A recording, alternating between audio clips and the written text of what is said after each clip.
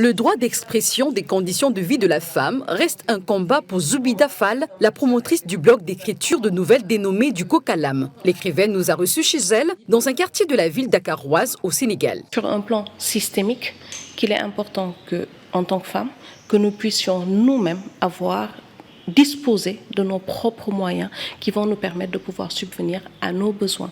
Parce qu'il est vrai que nous vivons dans des environnements qui peuvent être extrêmement difficiles du fait de notre condition, entre guillemets. Après quelques minutes d'échange dans son salon, elle nous emmène dans son studio où elle fait toutes ces productions qui permettent aux femmes de raconter leur histoire. Zoubida est aussi analyste, programmeur. Elle vient de lancer son nouveau projet Conversation féminine. Puis 2022, là, j'ai lancé un nouveau podcast qui s'appelle Conversation féminine, qui lui est un podcast fait par une femme pour une cible féminine avec des invités exclusivement féminines.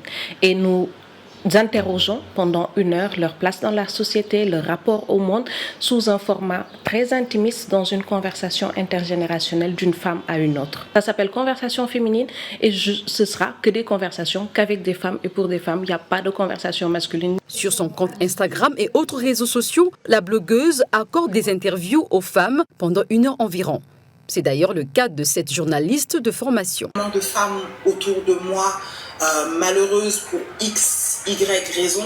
La Sénégalaise est en phase avec le nouveau projet de Zoubida. Oui, Conversation féminine. Alors, Zoubida, c'est vraiment une sœur de cœur et à travers Conversation féminine, elle veut qu'il y ait ce rapport intergénérationnel-là. C'est des petits riens, mais qu'on partage avec la jeune génération. Alors, j'ai parlé de ma vie. Depuis 2017, Zoubida Fall a créé son blog d'écriture de fiction essentiellement. Elle s'inspire du parcours des femmes pour agrémenter ses collections qui intéressent la gente féminine. Ce qui explique, entre autres, l'importance du blog du Coq à l'âme qui compte s'élargir d'ici 2023, selon sa promotrice.